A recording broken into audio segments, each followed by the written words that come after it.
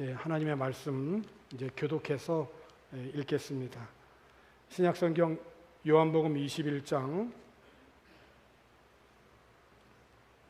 1절부터 14절까지 교독해서 한 절씩 읽고 14절은 같이 읽겠습니다. 후에 예수께서 디베랴 호수에서 또 제자들에게 자기를 나타내셨으니 나타내신 일은 이러하니라.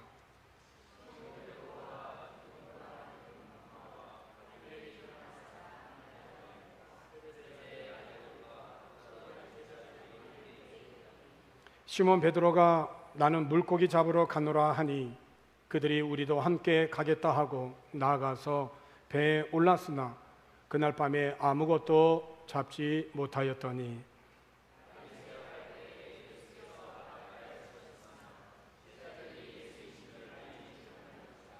예수께서 이르시되 애들아 너희에게 고기가 있느냐 대답하되 없나이다.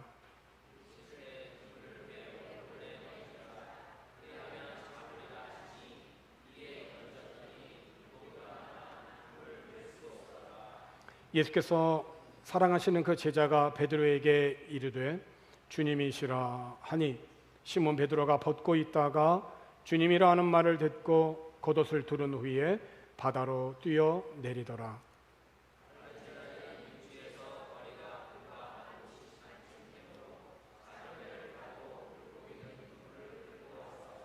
육지에 올라보니 숯불이 있는데 그 위에 생선이 놓였고 떡도 있더라.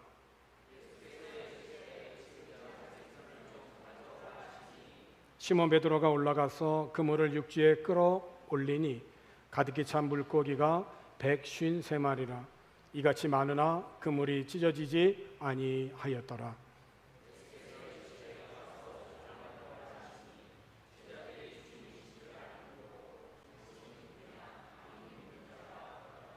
예수께서 가셔서 떡을 가져다가 그들에게 주시고 생선도 그와 같이 하시니라. 이것은 예수께서 죽은 자 가운데서 살아나신 후에 세 번째로 제자들에게 나타나신 것이라. 아멘. 죽음에서 부활하신 예수님을 이제 실망과 두려움에 빠져있는 제자들에게 찾아가셔서 두 가지를 말씀하셨는데, 하나는 너희에게 평강이 있을지어다 이렇게 두 번이나 거듭 말씀하셨고, 또 하나는 성령을 받으라, 성령을 영접해라, 성령을 받을 준비를 해라, 그런 말이죠. 성령을 받으라 이렇게 말씀하셨습니다. 이로 인해서 그러니까 두려움과 실망에 빠져 있었던 제자들에게 먼저 찾아오심으로, 이 찾아오신 예수님으로 인하여서 제자들은 실망을 딛고 두려움에서 벗어날 그런 위로를 얻게 됩니다. 그런데 부활하신 예수님은 이렇게 한 번만 제자들을 찾아간 것이 아닙니다. 오늘 본문 끝에 보면은 세 번째 나타나셨다 말씀하셨는데, 예수님께서는 부활하신 후에 여러 번 제자들에게 나타나셨어요. 오늘 본문 1절에 있는 말씀을 보게 되면 그 후에 예수께서 디베랴 호수에서 또 제자들에게 자기를 나타내셨다. 그러니까 계속해서 어게인 하시는 겁니다. 지금 예수님께서 계속해서 제자들에게 계속 나타나시는 거예요. 왜 예수님은 계속 제자들에게 이렇게 자꾸 나타나시는 걸까요? 이유가 있지 않겠어요? 내가 누군가 앞에 자꾸 이렇게 만나고 찾아가고 하는 건 뭔가 목적이 분명히 있는 거잖아요. 아담이 범죄하고 두려워서 나무 뒤에 숨었을 때에 하나님은 그들을 찾아가셨어요. 그런 것처럼 예수님도 지금 실망과 두려움에 집안에 있는 모든 문을 다 걸어 잠근 제자들을 찾아가셨고, 그 한 번만이 아니라 오늘 본문에 보면 여전히 실패의 가슴을 쓸어안고 고기 잡으러 갈릴리 바다에 간 그 제자들을 또 찾아가신 거예요. 제자들은 실패했지만 예수님은 그들을 버리지 않으셨고 먼저 찾아가십니다. 혹시 우리가 살아가면서 하나님의 뜻보다는 내 뜻을 주장하고 또 마음이 완악해져서 주님을 버릴 때가 있지만 주님은 결코 우리를 버리지 아니하십니다. 오늘 내 곁에 오신 주님을 만날 수 있는 그런 복된 귀한 예배가 되기를 기원합니다. 부활하신 예수님께서 제자들에게 찾아오셔서 평강과 성령을 받으라고 말씀하시면서 그들이 기억하고 감당해야 할 사명에 대해서 말씀을 하셨어요. 그러니까 예수님이 그들을 찾아가신 것은 그들에게 무엇인가를 주시고자 하신 거예요. 그것이 이제 사명인데 그 첫 번째 예수님이 제자들에게 찾아가셔서 주셨던 사명은 요한복음 20장 21절의 말씀에 있습니다. 지난 한 주 우리 교회 우리 청소년들이나 우리 주보에 있는 어른들이 기억하고 암송해야 할 말씀이었죠. 요한복음 20장 21절에 있는 말씀이죠. 함께 같이 한번 낭송하겠습니다. 예수께서 또 이르시되 너희에게 평강이 있을지어다. 아버지께서 나를 보내신 것 같이 나도 너희를 보내노라. 하나님께서 세상의 구원을 위해서 예수 그리스도를 이 땅에 보내주신 것처럼 예수님께서도 이제 부활하셔서 제자들을 세상에 보내겠다라고 말씀하여 주심으로 예수님께서는 지금 제자들에게 어떠한 사명이 있는지를 말씀해 주신 거예요. 나도 너희를 보내노라. 하지만 제자들은 부활하신 예수님께서 주신 이 사명을 잊어버린 채 예수님을 처음 만나기 전에 했던 일, 물고기 잡는 일로 돌아갔습니다. 제자들이 물고기를 다시 잡으러 간 것에 대해서 여러 가지 해석이 있습니다. 첫 번째는 제자들이 옛날 직업으로 돌아간 거다. 고기 잡는 옛날 직업으로 돌아간 것이다. 두 번째, 제자들이 물고기를 잡은 것은 다시 옛날 직업으로 돌아간 게 아니라 일시적인 생계를 위한 그런 행동으로 보인다. 세 번째, 예수님의 무덤을 찾은 그런 이른 새벽에 찾은 그 여인들에게 천사들이 예수님의 부활을 전하면서 제자들에게 전한 말 중에 이런 말이 있었죠. 부활하신 예수님이 갈릴리에 먼저 가실 텐데 거기서 너희가 부활하신 예수님을 뵐 것이다 라고 하는 말씀을 제자들이 기억을 하고 갈릴리 바다에 간 것이다. 그러니까 물고기를 잡으러 가긴 간 것이지만 그들의 마음속에는 예수님을 만나기 위해서 갈릴리로 간 것이다 라고 해석을 하는 것이 있습니다. 어떤 해석이든 밤이 새도록 물고기를 잡으려고 한 제자들의 이 형편을 세 가지로 요약을 할 수 있는데 하나는 깊은 밤입니다. 깊은 밤이 되도록 두 번째, 아무것도 잡지 못하는 텅 빈 배입니다. 깊은 밤과 텅 빈 배. 나아가서 무엇보다도 세 번째는 부활하신 주님이 저 해변가에 서셨지만은 그분이 주님이신 줄을 알아보지 못하는 영적인 어두움이 함께 그 제자들에게 있었던 거죠. 오늘 본문에 있는 말씀의 3절과 4절에 있는 말씀을 보게 되면 이렇게 기록되어 있죠. 시몬 베드로가 나는 물고기 잡으러 가노라 하니 그들이 우리도 함께 가겠다 하고 같이 간 사람은 베드로를 포함해서 7명입니다. 가겠다고 하니 나가서 배에 올랐는데 그날 밤에 아무것도 잡지 못했다. 4절에 있는 이어진 말씀을 보게 되면 날이 새어갔다니까 밤이 새도록 고기를 잡았다는 거예요. 그렇지만 한 마리도 잡지 못한 거예요. 이것도 기적이죠. 예수께서 바닷가에 서셨는데 무엇보다도 제자들에게 있어서 지금 형편은 뭐냐면 제자들이 예수신 줄을 알지 못했다는 거예요. 그러니까 사실 오늘 우리들의 삶도 동일합니다.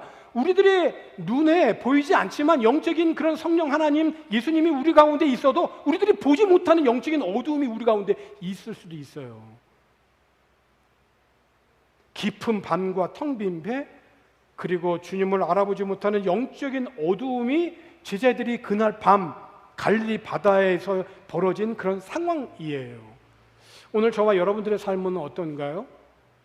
영혼의 어두운 밤을 지나는 것 같고, 아무리 수고하고 땀 흘리고 했어도 열매가 없는 것 같고, 힘이 들고 지치고, 더구나 주님의 얼굴조차 희미하지 않나. 제자들이 이런 경험을 할 수밖에 없는 그런 이유가 있습니다. 그렇게 경험할 수밖에 없었던 것은 부활하신 주님이 제자들에게 찾아오셔서 평강과 성령을 받으라고 말씀을 하시고 주셨던 그 사명, 아버지께서 나를 세상에 보내신 것처럼 나도 너희를 보내노라고 하는 이 사명을 까맣게 잊고 있었기 때문이에요. 마찬가지로 나 역시 하나님이 주신 사명을 까맣게 잊어버리고 살면 이러한 일들을 깊은 밤이나 텅 빈 배나 주님을 알아보지 못하는 영적인 어두움에 빠질 수 있다는 것도 우리들은 명심해야 된다는 것입니다. 주님은 이런 삶에서 회복하시기를 원하심으로 찾아오신 거예요. 주님의 방문 목적은 거기에 있습니다. 그래서 먼저 찾아오시는 거예요. 사실은 찾아가고 싶지 않고 보고 싶지도 않는 사람일 수도 있어요. 우리의 인간적인 마음으로 보자면. 왜냐하면 내가 정말로 보고 싶을 때, 내가 정말로 저들과 함께하고 싶을 때 그들은 다 도망갔잖아요. 그것으로만입니까? 부인하고 저주했잖아요. 그러니 보고 싶지도 않을 수도 있어요. 그럼에도 불구하고 주님은 먼저 찾아가셨다. 아무것도 잡지 못하고 밤을 샌 제자들, 이제 날이 새어가려고 한 그때에 부활하신 주님이 제자들을 또다시 찾아오신 것은 제자들에게 물고기를 풍성하게 잡게 하심으로 본래의 사명을 일깨워 주시기 위해서. 그렇죠. 우리의 구원과 사명의 회복은 늘 주님이 먼저 우리를 찾아오신 것으로 시작을 합니다. 삭개오만 보세요. 삭개오가 그렇게 예수님을 보고 싶어 했잖아요. 창피함을 무릅쓰고 키가 작아서 볼 수가 없어가지고 나무 위에 올라갔잖아요. 우리는 그렇게 삭개오의 열심과 삭개오의 그런 땀 흘림을 우리가 강조할 수 있지만 그거 이전에, 그거 전에 그렇게 예수님을 보고 싶어하는 여리고의 삭개오를 누가 아셨을까요? 우리 예수님이 아신 거죠. 예수님이 삭개오를 만나기 위해서 여리고로 들어가신 겁니다. 그러니까 삭개오가 예수님을 만나고 싶어하는 것 이전에 그 열심보다도 더 큰 열심으로 우리 주님은 삭개오를 만나고 싶어 하셨던 거죠. 무엇을 위해서? 그의 구원을 위해서. 오늘 우리들이 읽은 요한복음 21장 이 제자들의 이 상황과 특별히 베드로에게 있어서 예수님을 만났을 때, 그러니까 시기적으로 보면 3년 전의 상황이 너무도 비슷해요. 너무도 비슷해. 누가복음 5장 1절로부터 11절까지가 3년 전에 제자들, 특별히 베드로가 예수님을 만났을 때의 상황을 이렇게 기록을 하고 있죠. 누가복음 5장 1절로 11절까지의 말씀인데, 무리가 몰려와서 하나님의 말씀을 들을새 예수는 게네사렛 호숫가에 서서, 갈릴리 바다가 워낙 크니까 그 갈릴리의 포인트마다 그 이름이 조금씩 달라요. 호숫가에 배 두 척이 있는 것을 보시니 어부들은 배에서 나와서 그물을 씻는지라. 예수께서 한 배에 오르시니 그 배는 시몬의 배라. 육지에서 조금 떼기를 청하시고 앉으사 배에서 무리를 가르치시더니 말씀을 마치시고 시몬에게 이르시되 깊은 데로 가서 그물을 내려 고기를 잡으라. 시몬이 대답하여 이르되 선생님, 우리들이 밤이 새도록 수고하였으되 잡은 것이 없지만은 말씀에 의지하여 내가 그물을 내리리이다. 여기서 참 중요한 게 있어요. 삶의 어떤 여러 가지 많은 해석도 중요하고 탁월함도 중요하지만 더 중요한 게 뭐냐? 신앙생활에 있어서 그건 순종이라는 거예요. 말씀에 대한 순종이 중요하다는 거예요. 내가 왜 밤새 고기를 못 잡았지? 이거 여러 가지로 해석할 수 있어요. 그물이 이상이 있나? 배가 좁나? 우리들의 뭐가 부족하나? 이런 많은 것들을 해석할 수가 있어요. 그런데 중요한 건 뭐냐면 하나님의 말씀에 순종하는 순종이 있다는 거예요. 그래서 그 베드로가 이렇게 대답한 겁니다. 예수님을 만났을 때 우리들이 밤이 새도록 수고하였어도 잡은 것이 없지만 말씀에 의지하여 내가 그물을 내리다 하고 6절에 있는 말씀을 보니까 그렇게 하니 고기를 잡은 것이 심이 많아 그물이 찢어지는지라. 너무 많이 잡아가지고 그물이 찢어졌어요. 이에 다른 배에 있는 동무들에게 손짓하여 와서 도와달라 하니 그들이 와서 두 배의 채움에 잠기게 되었더라. 여기서 중요한 게 뭐냐면 시몬 베드로의 반응이에요. 범상치가 않은 거예요. 평범한 것 같지만 배움이 짧은, 어떻게 보면 배울 기회가 부족했던 그런 갈릴리 바다에서 잔뼈가 굵은 어부였지만은 이렇게 고백을 하잖아요. 8절에 시몬 베드로가 이를 보고 예수의 무릎 아래에 엎드려 이르되 주여 나를 떠나소서 나는 죄인이로소이다. 참 여기서 우리가 걸리지 않아요? 고기를 많이 잡으면 우리는 그 고기 때문에 이 사람하고 계속 붙으면 내가 경제적으로 엄청난 좋은 아파트도 사고 큰 배도 사고 땅도 사고 이렇게 생각할 수 있잖아요. 이제는 내 삶에 이제는 이 사람만 붙잡으면 되겠다라고 생각할 수 있잖아요. 그런데 베드로를 보세요. 그 많은 고기를 잡은 그 고기 떼를 보면서도 예수의 무릎 아래 엎드렸다는 거예요. 그리고 주님 나를 떠나십시오. 나는 죄인입니다. 이런 고백을 한 베드로라는 거죠. 그 베드로의 그 마음 중심을 예수님은 보신 거죠. 그때 이제 9절에 보니까 이는 자기 및 자기와 함께 있는 모든 사람이 고기 잡힌 것으로 말미암아 놀라고 세베대의 아들로서 시몬의 동업자인 야고보와 요한도 놀랐습니다. 예수께서 시몬에게 이르되 무서워하지 말라. 이번 주 이제 우리가 암송하고 낭송해야 될 성경 구절이에요. 무서워하지 말라. 이제 후로는 내가 사람을 취하리라. 이게 처음에 베드로를 만났을 때 예수님이 베드로에게 주신 사명이에요. 그럼 그 사명을 붙들고 베드로는 기도를 했어야 되는 거죠. 예수님이 이 말씀을 나에게 하셨던 것, 사람을 취하리라. 나 지금까지 고기만 잡는 어부였는데 이제는 사람을 취한다. 이게 뭐냐 이게 도대체 이게. 그래서 11절에 보니까 그들이 베드로를 육지에 대고 모든 것을 버려두고 예수를 따르니라. 이게 3년 전 상황이었단 말이에요. 예수님께서 이제 3년이 지나고 자기는 정말로 예수님을 죽도록 따라다니고 예수님을 위해서 생명을 바칠 줄 알았거든요. 근데 여종 앞에 부인하고 저주를 해버렸잖아요. 그러니까 자기의 자기의 열심으로는 우리는 하나님을 제대로 섬길 수 없는 존재예요. 우리는 그런 존재예요. 우리는. 그러니까 성령 하나님을 의지하지 않고는 우리는 온전한 구원을 이룰 수 없는 자들이라고요. 그러니까 실패와 좌절 가운데 있는 이 베드로를 예수님이 다시 부르셨을 때 이 갈릴리 바다에서 3년 전에 또 비슷한 상황이었잖아요. 사람 낚는 어부로 부르신 장면을 다시 재현하신 거예요. 3년 만에 다시 똑같은 일을 한 거예요. 그래서 제자들에게 사명이 무엇인지를 다시 보여주신 거죠. 그러니까 누가복음 5장 처음 만났을 때 이 물고기 잡은 때와 오늘 우리가 함께 읽은 요한복음 21장에서 제자들이 물고기 잡은 것에 차이가 있어요. 뭐죠? 누가복음 21장에 고기를 잡은 것이 힘이 많아 그물이 찢어졌잖아요. 근데 오늘 요한복음 21장에 있는 말씀을 보면 그물이 가득히 찬 그 물고기, 큰 물고기라고 되어 있는데 큰 물고기가 153마리나 되었었는데 이렇게 많았어도 그물이 찢어지지 않았다는 거예요.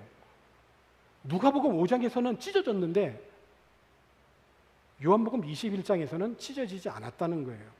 여기에서 그물은 복음을 상징하고 물고기는 구원받은 사람을 뜻하는 것으로 보여집니다. 그물에 가득히 찬 물고기는 제자들이 복음의 그물로 사탄의 속박에서 건져내야 할 사람들을 상징하는 것이라고 보여집니다. 물고기가 153마리라고 했는데 어느새 그렇게 이렇게 다 물고기를 샜는지 모르겠어요?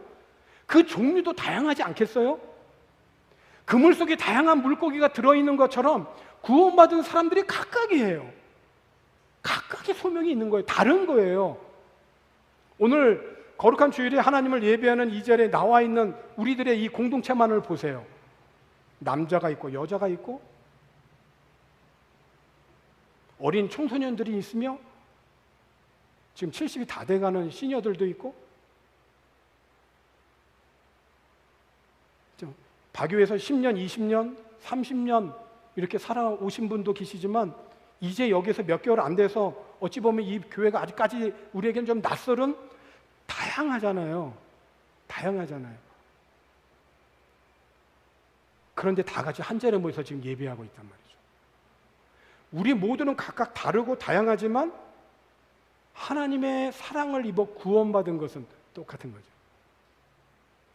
부활하신 예수님께서 다시 제자들에게 나타나셨던 것은 사명을 잊어버리고 그로 인해서 깊은 밤을 경험하고 그리고 텅 비어있는 배 그리고 주님을 알아보지 못하는 그런 영적인 어두움밖에 없는 제자들에게 그들에게 있어서의 사명이 무엇인지, 오늘 우리들이 인간 세상에 살아가면서 중요한 질문이 있다면 나는 누군가 하잖아요. 그래서 세상에서 많은 인성 그 강의를 많이 하잖아요. 나는 도대체 누구냐. 두 번째, 내 삶의 목적은 뭐냐. 그거잖아요. 그거를 인성에서 많이 인간에게 많이 지금 강의하고 배우잖아요. 그런데 그것보다 더 중요한 게 있죠. 더 중요한 거. 예수님은 누구시냐? 하나님은 누구시냐? 인간의 존재가 어디서부터 왔느냐? 인간의 존재는 무엇을 위해서 살아가야 되느냐? 그리고 죽음 이후에는 어떻게 되느냐? 인간은 어디에서 와서 무엇을 하고 어디로 가느냐? 이게 우리 인간에게서 정말 중요한 질문이잖아요.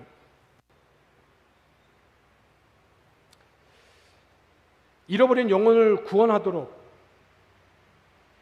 사명을 잊어버린 제자들에게 찾아오셔서 그 사명을 다시 일깨운 그 주님의 음성, 그 음성을 오늘 또한 저와 여러분이 삶의 현장 속에서 들을 수 있기를 주님의 이름으로 기원합니다. 예수님이 바닷가에 서셨지만 제자들이 예수님을 알지 못했다라고 했어요. 그리고 예수님이 고기가 있냐라고 물으셨는데 없다고 하는 그런 제자들에게 그물을 배 오른편에 던지라고, 뭐 다양한 해석들이 있어요. 지금까지 뭐 제자들이 오른편만 던졌겠어요? 오른편 안 던졌겠어요? 왼편도 던지고 오른편도 던지고 앞에도 던지고 또 뒤에도 던지고 다 던져봤을 거잖아요. 그러니까 너의 힘으로 하지 말고 이 말씀에 의지해서 내리라는 거잖아요. 예수님의 말씀에 오른편에 던지라고 그러면 잡으리라고 하셨을 때 순종한 제자들이 정말 그물을 들 수 없을 정도로 그렇게 고기를 잡았잖아요. 그때, 바로 그때 제자 중 한 사람 요한이 바닷가에 서셔서 그물을 배 오른편에 던지라고, 그러면 물고기를 잡을 것이라고 말씀하신 분이 예수님이신 줄 알고 제일 먼저 봤다는 거예요. 사도 요한이. 이 영적인 통찰력이죠.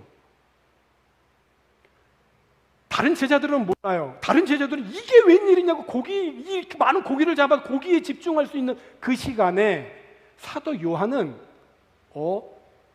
저분은 부활하신 예수님이야 라고 봤다는 거죠. 부활하신 주님을 알아보는 요한의 영적인 통찰력을 우리가 보게 되는 거예요. 세상에 사는 것에 정신이 없어가지고 늘 우리 곁에 계시고 바라보시는 주님을 알아보지 못할 때가 있어요. 우리들이 코로나에도 견디고 또 열심히 최선을 다해서 살아가므로 참 어려움을 이제 겪고 이제 정말 좀 먹고 살게 되었습니다. 우리들이 최선을 다해서 정말 살아왔지만은 이 모든 것의 배후에서 보이게 보이지 않게 우리를 인도하시고 보호하시는 하나님의 은혜이고 축복인 줄을 모르고 살 때가 참 많아요.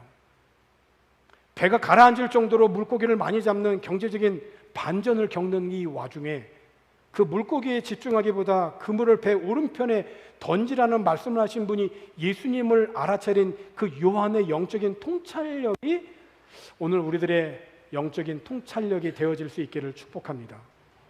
요한만이 아닙니다. 요한이 주님이시다 하니까 시몬 베드로는 어떻게 하죠? 오늘 본문 7절에 있는 말씀입니다. 7절에 보면 이렇게 베드로는 반응합니다. 예수께서 사랑하시는 그 제자가 베드로에게 이르되 주님이시라 하시니 시몬 베드로가 벗고 있다가 주님이라는 말을 듣고 겉옷을 두른 후에 바다로 뛰어내리더라. 아니, 바다로 뛰어내리려면 벗고 있는 옷도 벗어야지 되잖아요. 그래서 해변가로 가려면 몸이 최대한도로 몸에 지장을 하는 장애물은 다 벗고 그리고 가야 되잖아요. 근데 오히려 겉옷을 두르고 바다로 뛰어내렸다는 거, 이게 정말 베드로의 물불 가리지 않는 성격을 그대로 보여주는 거예요. 정말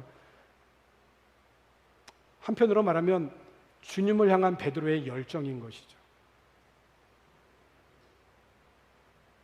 이렇게 부활하신 주님을 알아보는 요한의 영적인 통찰력이나 물불 가리지 아니하고 주님이라면 주님을 위해서는 그 예를 갖추고 겉옷을 두르고 그 주님 앞에 서고자 하는 그런 열정이나, 그리고 그렇게 다 요한이고 베드로고 이렇게 다 주님 앞에 갔을 때 남겨진 게 뭐 있어요? 그죠? 배 안에 물고기들 뭐 여러 많은 상황들이 있잖아요. 그거 다 깔끔하게 뒷마무리 하잖아요. 다른 제자들은. 그런 충성심. 교회에서 보면은 앞에서 열심히 일하시는 분들도 있고 말을 하시는 분도 있고 묵묵히 뒤에서 그 모든 그 허들의 모든 일들을 말없이 딱 이렇게 깔끔하게 정리하시는 분들도 있어요. 충성심이죠. 이거 다 우리들에게 필요한 거 아닐까요? 요한의 영적인 통찰력이나 베드로의 열정이나 그리고 뒷마무리를 하는 또 다른 제자들의 어떤 충성심, 이거 모두 다 우리들에게 필요한 거예요. 하나님 나라의 온갖 좋은 것들이 오늘 그 나라를 진정으로 사모하는 모든 분들에게 삶의 영역 속에 풍성하게 임하기를 축복합니다. 예수님은 제자들의 실패를 치유하시고 이제 사랑의 친교를 나누는 잔치로 초대합니다. 밤새도록 수고했지만 물고기 한 마리도 잡지 못하다가 날이 새어가는 그 즈음에 그 예수님으로 인하여서 너무나 많은 물고기를 잡은 제자들, 배가 가라앉을 정도였는데 가만히 보니까 너무 배가 고프잖아요. 근데 주님께서 아침을 준비하신 거예요.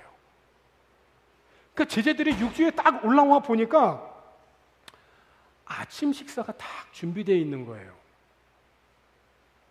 그 메뉴가 어떠냐면 예수님이 차리신 아침 메뉴입니다. 갈릴리 해변가에서 본문 9절에 있는 말씀이죠. 우리가 읽었던 말씀인데, 육지에 올라보니 숯불이 있는데 그 위에 생선이 놓였고 떡도 있더라.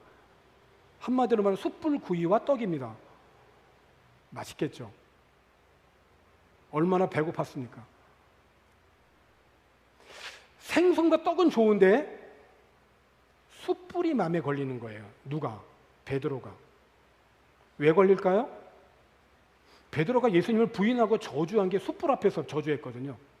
불 쬐고 있다가 군중 틈에 이렇게 있다가 그러다가 너 예수님하고 함께 있는 사람 아니 모른다고, 아니 그것으로 족하지 않고 모른다고 부인하고 저주했잖아요. 어디 앞에서? 숯불 앞에서 저주했거든요. 자신의 열심과 의만 믿다가 예수님의 말씀을 귀담아 듣지 않고 예수님의 말씀대로 예수님을 3번 모른다고 정말 부인하고 저주하고 그 현장이 불쬐면서 했던 거거든요. 베드로는 예수님을 부인할 때 숯불이 생각이 난 거죠. 그래서 어떤 목사님은 이 부분에 대해서 그 책에 쓰기를, 예수님께서 숯불구이하면서 생선을 이렇게 뒤집을 때마다 생선이 보인 게 아니라 그 밑에 있는 뻘건 숯불이 보였다라고 그렇게 말씀하신 분도 있어요. 베드로만이 아니죠. 뭐. 예수님을 부인하고 도망갔던 제자들의 잘못을 떠올리기에 모든 제자들이 아마 충분하지 않았을까. 하지만 주님은 제자들과 떡과 생선을 나누는 식사를 통해서 제자들이 깨트린 그 사랑의 관계를 회복하여 주십니다. 본문 13절에 있는 말씀을 보게 되니까 예수께서 가셔서 떡을 가져다가 그들에게 주시고, 그죠? 생선도 그와 같이 이렇게 주시고, 아무 말도 못하는 거예요. 제자들은 지금 아무 말도 못했지, 예수님 앞에서. 이런 경우 경험해 보지 않으신가요? 그 주님의 사랑 앞에 있을 때 그 어떤 말도 못하겠는 거, 그냥 눈물만 나는 거죠. 근데 여러분, 제자들만입니까? 아닙니다. 예수님께서 나를 위해서도 숯불을 피우신 거예요. 그래서 죄가 생각이 나는 겁니다. 그러니까 우리가 이 죄 짓지 말아야지, 이거 하지 말아야지, 이거 모두 다 사실은 이제 법이잖아요. 율법이고, 이거 하지 말아야지, 이게 늘 후회하잖아요. 그런데 그 부정적인 것으로 인하여서 하지 말아야지 해서 대해내지는 게 아니에요. 예수님의 사랑을 생각할 때 그것을 안 하게 되는 것이지, 부정적으로 하지 말자 그래서 안 됩니까? 인간의 의지와 열심으로는 안 되는 거예요. 인간 존재 자체가 그래요. 원죄를 갖고 있는 우리들에게 있어서 성령의 은혜로 성령이 충만하여 하나님의 성령의 능력을 힘입을 때, 오늘 다시 말하면 찢어지지 않는 그물이 되려면 부활하신 예수 그리스도의 은혜와 능력을 힘입어야 된다는 거예요. 이전에는 부활의 주님이 이전이었잖아요.